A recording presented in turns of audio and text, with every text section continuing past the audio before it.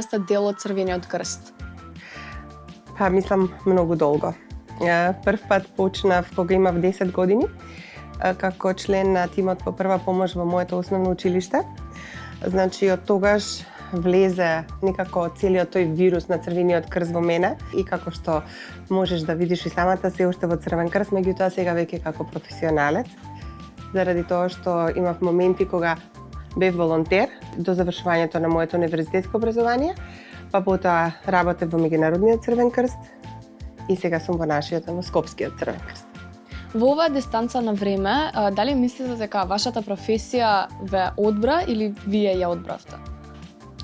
Па јас мислам дека може да се каже дека и едно и друго е точно. Влегов со неколку дена, па потоа една недела, па договорот одеше на еден месец и така помина 11 години во Меѓународниот Црвен крст.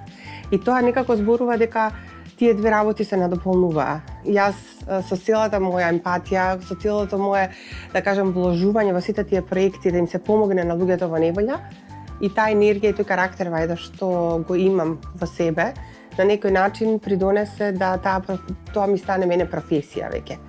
И по завршувањето на моето работење во Меѓународниот Црвен крст и сите тие мисии кои што ги имав во регионот и надвор, донесоа да јас во 2004 година прифатам да останам во Скопје и да продолжам да го раководам Црвениот крст на град Скопје. Едноставно имав желба да направиме организација која што во нашата заедница, во нашето окружување ќе биде пример за тоа дека треба да го почитуваме тоа што го имаме, да го негуваме и дека сите добри луѓе и сите квалитетни луѓе треба да останат во нашата земја, бидејќи само дома си е дома. Како личи еден работен ден во Црвениот крст? Денот зависи од состојбите, од ситуациите. Генерално, кога имаме период кога работиме регуларни активности, вообичаено се тие кратки координативни состаноци. Секој стручен соработник си има своја агенда во текот на денот, што е тоа што треба да го покрие, состаноците со волонтерите, со тимовите, со сите оние проекти кои што ги имаме во рамки на Црвениот крст. А кога имаме кризни ситуации, тогаш веќе сите сме на терен. И тогаш треба да се реорганизираме многу брзо, заради тоа што самото она што се случува кога имаме криза, кога имаме состојба, например, на прифат на бегалци, мигранти, пожари, поплави, земјотрес, се она што го менува секојдневието на еден човек, тогаш Црвениот крст во првите 48 часа мора да го направи тој систем, а потоа државата е таа која што треба заедно со нас да продолжи да излезе во пресрет на сите тие потреби на луѓето кои што се во неволја. Црвениот крст има справено со многу кризни ситуации. Дали може да ни кажете која би била прва и како сте се соочила? Па јас мислам дека тоа беше босанската криза со бегалците од Босна.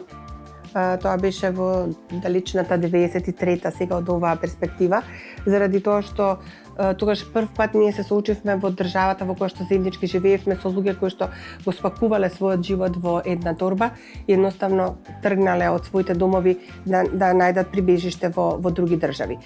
55.000 луѓе тогаш згриживме и никогаш нема да го заборавам моментот на пристигнувањето на тие луѓе. Не постоеше некоја бариера, ние се разбиравме, го зборувавме истиот јазик во тогашна Југославија и покрај тоа што бев премногу млада и сите мои други колеги кои што беа дел од тие тимови за поддршка, на некој начин ги добивме сите дополнителни вредности кои што ни беа потребни за да се справиме потоа.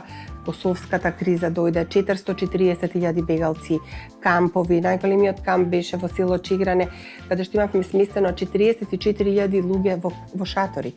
Тука имавме полски болници, Црвениот крст на Германија, Црвениот крст на Норвешка, Црвениот крст на Шведска, потоа беше турската полумесечина. Тоа се полски болници кои што ги има движењето на Црвен крст и поради тоа што нашиот систем не можеше да ги абсорбира сите тие луѓе со здравствена заштита, се отвараат тие болници. Тоа е навистина да се види премногу, да кажам, професионално направено во шатор да функционира една болница од преглед до операција, до породување и се она што е потребно во едно секојдневие. После Косовската криза 2001 дојде домашната криза со раселените лица од регионот на Тетово и тука беше многу тешко да се справиме со сето тоа бидејќи луѓето беа во една држава и мора да се раселуваат од едно до друго место. Поплавите во Стајковци, води, на некој начин во регионот поплавите, се она што се случува. Природата не може да се контролира и не може да се контролираат, да кажам, сите оние работи како војните кои што ги предизвикува човекот. Ево ова што ни се случи, нели, во Кочани, каде што ние мораме сега да работиме многу на терен со семејствата, бидејќи знаете како животот продолжува, мораме да се соочиме со вистината и на тој начин да ги креираме понатаму активностите, да бидеме подадена рака на семејствата. Како може да се стане волонтер во таква ситуација? Ние како Црвен крст на вистина го негуваме моментот на волонтерскиот менеджмент. Тоа значи дека во текот на целата година ние работиме многу на обуката на тие волонтери. Тоа се млади луѓе кои што на вистина во себе имаат таа хумана димензија, го имаат тој алтруизам и желба да бидат вешти во тоа за што се обучени. Така да во трагедијата во Кочани најголем број од волонтерите всушност беа лицата кои што знаат прва помош, санитетски транспорт, логистика и секако нашите психолози, заради тоа што психолошката прва помош беше многу потребна.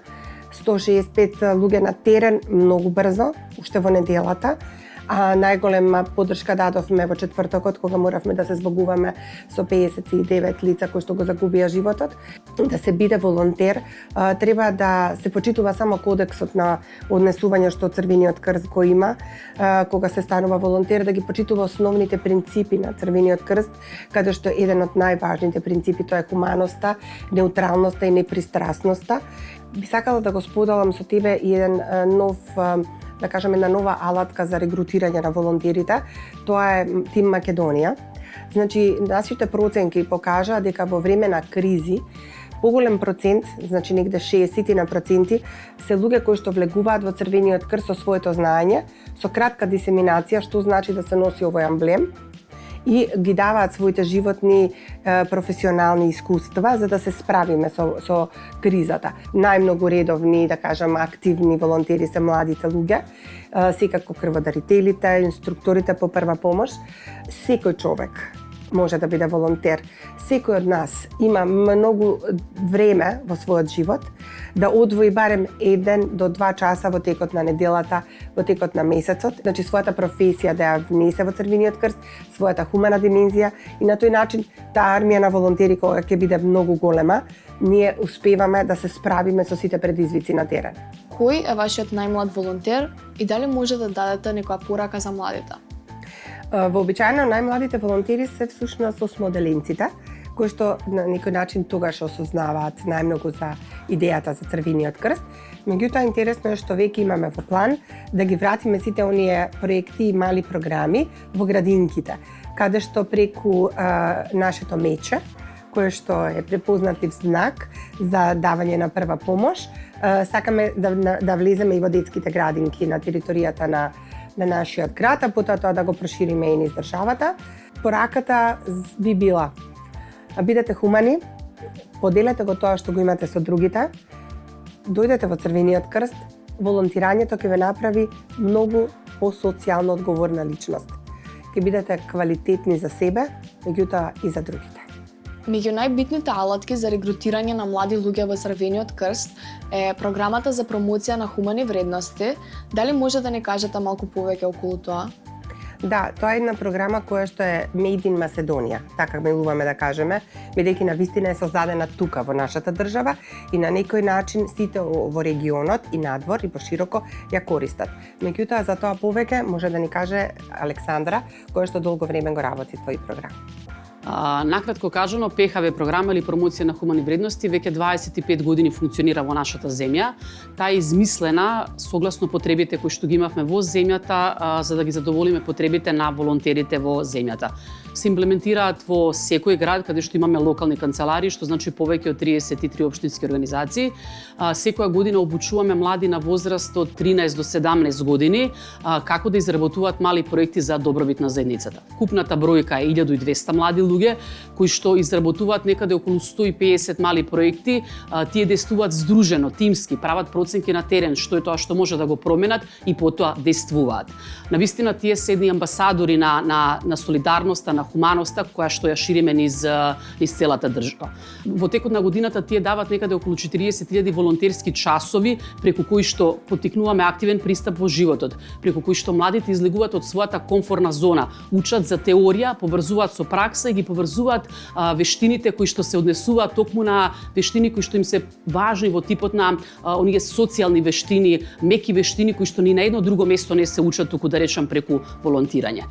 Проектите се најразлични од типот на санирање на куќа, или да речем купување на постелнини на болница, зависно од какви потреби, какви проценки се направено. Но она што е најважно дека тие го постигнуваат тоа заеднички, преку тимска работа, преку неоткажување, иако често пати имаат многу, да речем, предизвици со кои што се соочуваат.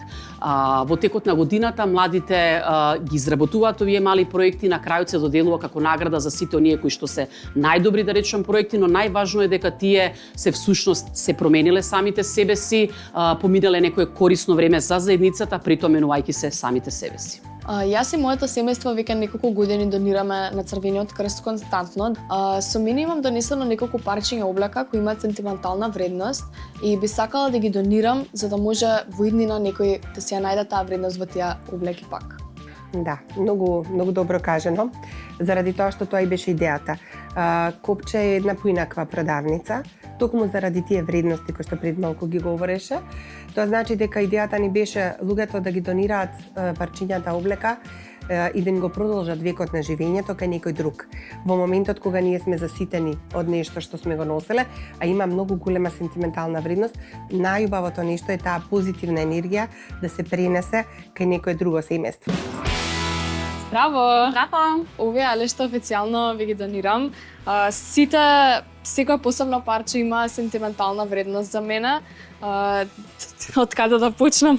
Ова го имам носено на хуманитарен спот. Ова ми е од Даци Александар. Ова ја имам носено на многу епизоди од Дајте музика. Ова ми е од Перо, од Меморија, лично ми ја даде. Ова е кога Алкалит го освоја македонскиот куп. Ова е од најавата за концертот. Овие се од епизодот низ град со Кики што имаме снимано. Така да се надевам дека со сите овие алешта што ќе ги донирам, дека на некој начин ќе добијат втор живот. Сите граѓани се добре дојдени да дојдат во Копче, како да донираат, така и да си купат облека од втора рака. Имаме тим кој што соодветно ја селектира облеката. Тоа се значи за лицата кои што ги користат услугите на пунктот за бездомници, лицата кои што се во социјален ризик, а општинските организации прават соодветна проценка и остваруваат право на ваучер за бесплатно зимање на облека, каде што во пунктот за бесплатно делење ја зимаат облеката нели бесплатно, како што споменав. Нашето мото е подари приказна облечи си среќа и секое едно парче облека си наоѓа вистински пат до својот корисник, каде што секое парче облека измамува насмевки на оние на кои што им е најпотребна. Ви благодарам. Ви благодарам и на вас.